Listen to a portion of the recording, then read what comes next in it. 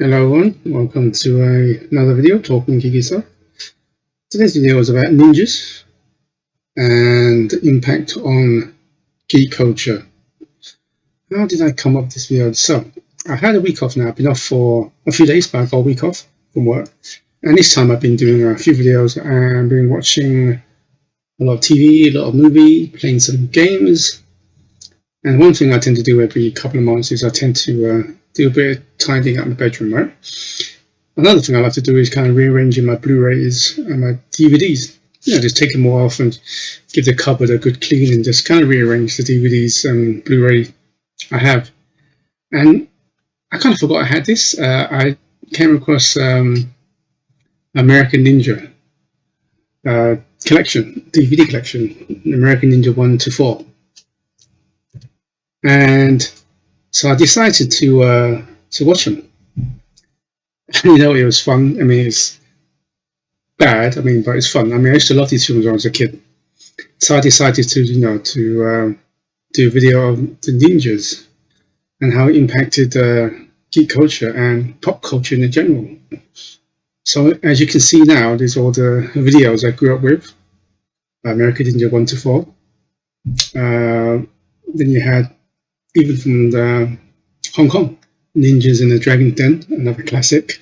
You had the Mirai Ninja, which in the West is called Cyber Ninja. That was fun. Pray for Death, A Very Revenge of the Ninja. So they were classics. They were classics.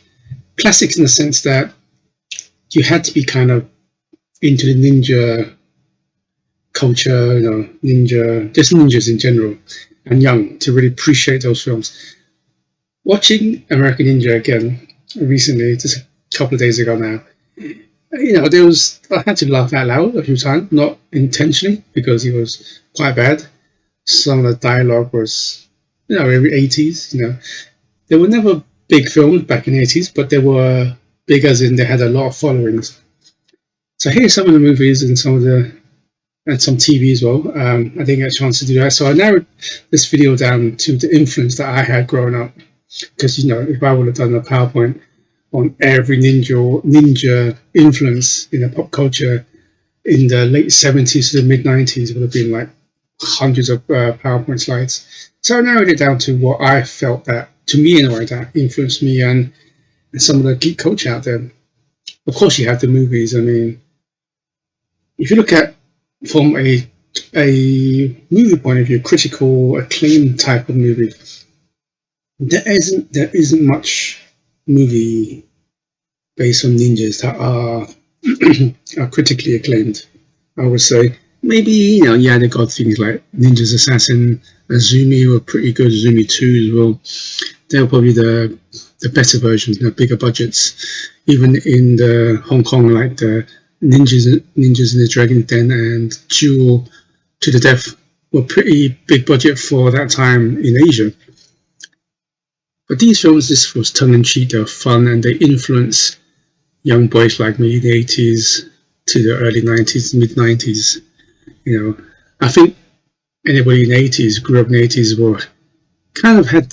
you must have known someone who loved ninjas. Those making, back in the 80s, you had ninja films, you had a lot of martial arts films, like the Van Damme movies, right?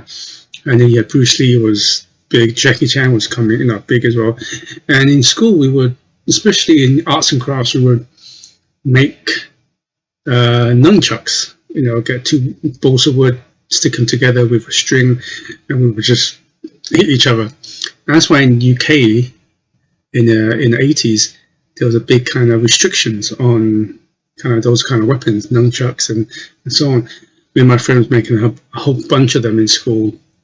Balsa wood wasn't that hard, but you can imagine dangerous to get us into the eyes. And so we got in a lot of trouble then in school. Then we made shurikens out of wood as well, try and throw it at each other.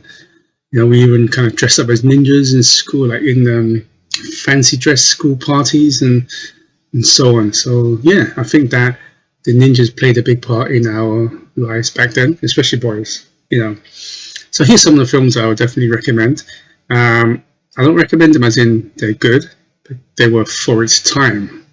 For example, The Octagon. Chuck Norris. I mean, you can't go wrong with Chuck Norris, right? But they were for its time. They were written for people like me back then. Didn't have much of a brain. Didn't care too much. Nothing confusing. Nothing too. Just simple to watch. And if you like, watch it when you're drunk. It's actually even more fun. So definitely don't necessarily recommend it, but I do recommend it just for fun. Then moving on. I mean, you can't talk about ninjas without video games, right? I mean, Shinobi. I like Shinobi from original Master System, but the one that got me the most, I would say, in arcades. We had it in arcades then. Then it came out for the Mega Drive, or in America, you guys call it Genesis. And we played the death out of that. And then you had a bit more like the action adventure, more like a sideward RPG, Mystical Ninja for the Super Nintendo. Kind of more of a light-hearted manga-esque game, Mystical Ninja, Goemon. I think it's called Goemon. Yeah, Goemon. Fun game all the way to N64. I want Konami to revise that franchise, but then again, we're talking about Konami, aren't we? So they probably won't do nothing about that. But I want at least some company just sell the license, or just give the license to a developer to make a new Mystical Ninja Warriors for the Super Nintendo. That was amazing. It's like a side-scrolling beat 'em up. Ninja Gaiden trilogy. Come on, you can't go wrong with that. Guy from Final Fight, to all the way up to like the modern games like Ninja Gaiden Master Collection, and even Raiden from Metal Gear Solid, to Sekiro, who won did Sekiro win the best game of the year? I think it did. Shadows Die Twice. So you can see the trend that goes into that, from the movies all the way to video games from the 80s to now. At least in the gaming industry, ninjas have never kind of stopped. There's always some sort of influence in the video game industry, where movies kind of stopped. They try to revamp it with Ninja Assassin, but I think just the producers, they don't feel there's a big market for ninjas anymore. But in video games, there always will be a market for that. So here's some of the video games that I grew up with, and some I'm still currently playing. So yeah, definitely check those out. Again, ninjas come from Japan, and what else comes from Japan? Anime. When you got anime, here's some of the animes that I recommend. Of course, you got to have Naruto up there, right? But apart from that, there's a couple of good ones here, like the Ninja Scroll movie, Ninja Resurrection, Ninja Scroll the TV show. It's pretty good. And Basilisk, I hope that I pronounced it right, Basilisk. I think that was based on a Japanese movie of two rival clans, and the story is about, I think there was a similar movie, can't remember which corner, I should have put that into the list. I watched it quite a few years ago. And it's about that the Shogun, Tokugawa, was something about one of his advisors saying that these ninja clans, they may be good for you to help you assassinate a lot of rivals, but having them around may be, may be dangerous.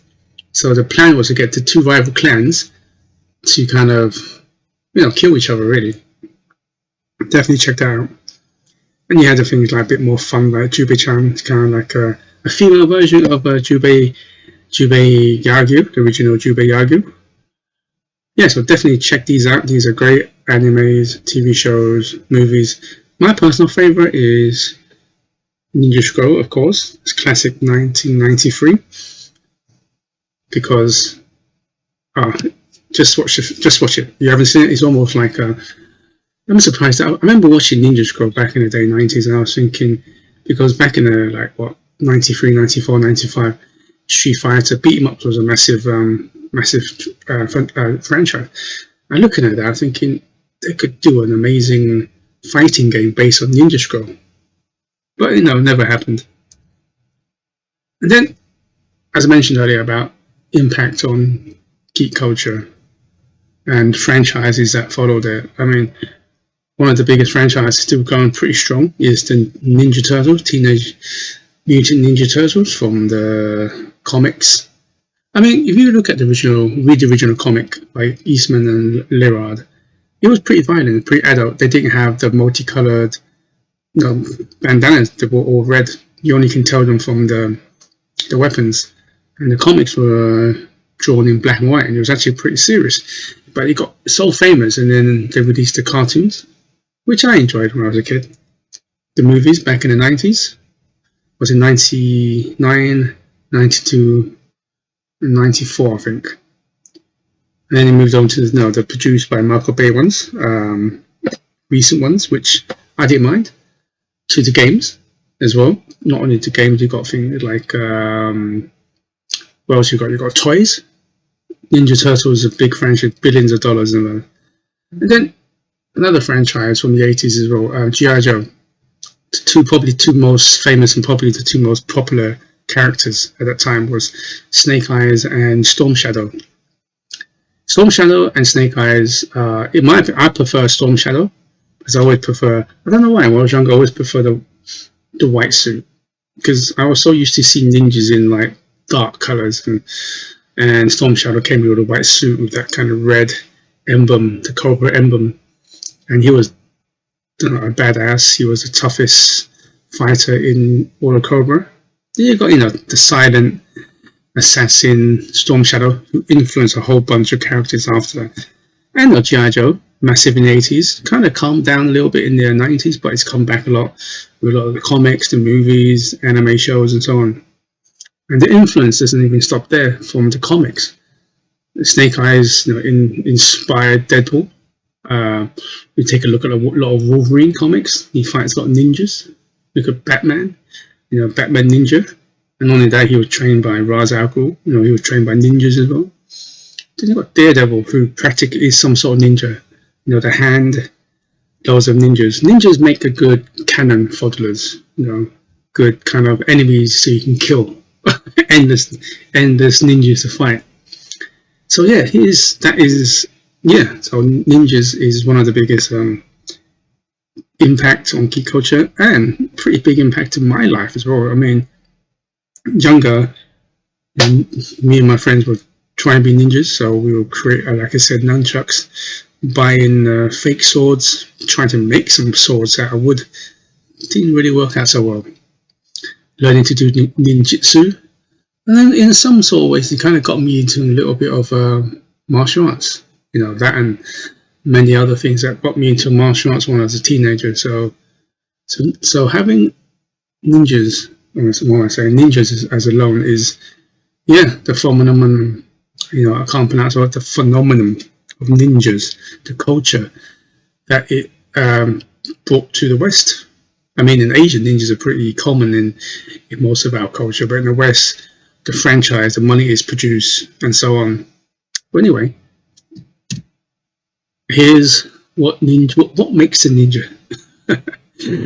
The function of a ninja includes reconnaissance, espionage, infiltration, deception, ambush, bodyguarding, and their fighting skills in martial arts, including ninjutsu, their covert methods of waging irregular warfare, were deemed dishonorable and beneath the honor of the samurai.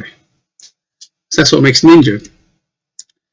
I'd like to say thank you for watching this video, and please subscribe for more talking geeky stuff. Please let me know, was you around when the big ninja craze back in the 80s to the early 90s? Please let me know.